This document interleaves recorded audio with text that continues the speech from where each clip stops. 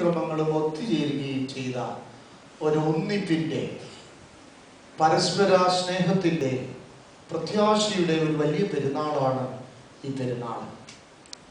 അവതാരം ചെയ്ത ഉണ്ണി മശിഹ നമ്മുടെ ജീവിതത്തിലും വ്യക്തി ജീവിതത്തിലും കുടുംബജീവിതത്തിലും നമ്മൾ പ്രവർത്തിക്കുന്ന മേഖലകളിലും മിശിഹ അവതരിക്കുവാൻ തക്കവണ്ണം നാം പ്രത്യേകമായിട്ട് പ്രാർത്ഥിക്കുകയും സമർപ്പിക്കുകയും ചെയ്യണം. യേശുവിനെ ജനിപ്പിക്കുകയല്ല, യേശു ജനിക്കുകയാണ്. യേശു ജനിക്കണമെങ്കിൽ വിനയം, പാരസ്പര്യത, ബന്ധങ്ങളുടെ സൗമാര്യത, ആരാധന, ഇതൊക്കെ വിശുദ്ധി, ഇതൊക്കെ ഉണ്ടെങ്കിലേ ദൈവം ജനിക്കത്തുള്ളൂ, യേശു ജനനമെടുക്കുകയുള്ളൂ. ഞാൻ വാക്കുകൾ ദീർഘിപ്പിക്കുന്നില്ല, ഒരുപാട് കാര്യങ്ങൾ പറയണമെന്ന് മനസ്സിലുണ്ടെങ്കിലും സമയം ഇങ്ങനെ പ്രയാസപ്പെടുത്തുന്നു.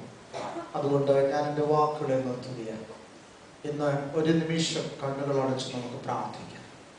ദൈവമേ, 2000 വർഷങ്ങൾക്ക് മുമ്പ് ആ ബേത്ലഹേമിൽ കല്ലടാവിൽ ഞങ്ങൾക്കായി ജാതം ചെയ്ത ഉണ്ണി മശിഹായെ ഇന്ന് എൻ്റെ ജീവിതത്തിൽ, എൻ്റെ കുടുംബ ജീവിതത്തിൽ, ഞാൻ ജോലി ചെയ്യുന്ന ഓഫീസുകളിൽ, എൻ്റെ വ്യക്തിബന്ധങ്ങളിൽ അവിടുന്ന് ജാതം ചെയ്യണമേ.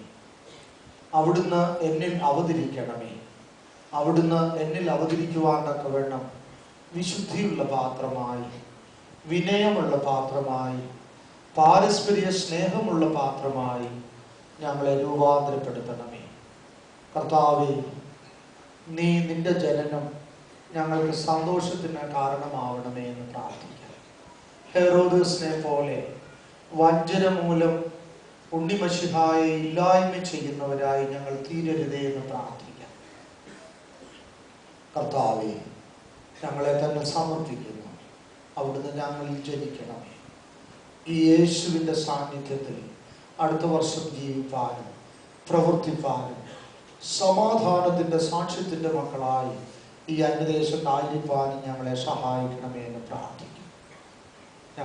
ഞങ്ങൾ നിനക്കും നിന്റെ പിതാവിനും പരിശുദ്ധാത്മാവിനും ഇപ്പോഴും എപ്പോഴും എന്നേക്കും സ്തുതിയും സ്തോത്രവും കരയേറ്റുവാനായിട്ട് തന്നെ ആമേൻ. കർത്താവിൽ വാത്സല്യമുള്ളവരെ, 2-3 പ്രധാനപ്പെട്ട കാര്യങ്ങൾ നിങ്ങളുടെ സ്നേഹത്തോടെ ഞാൻ ഓർപ്പിക്കുകയാണ്. ഏതാണ്ട് 3 വർഷത്തിലധികം ഇവിടെ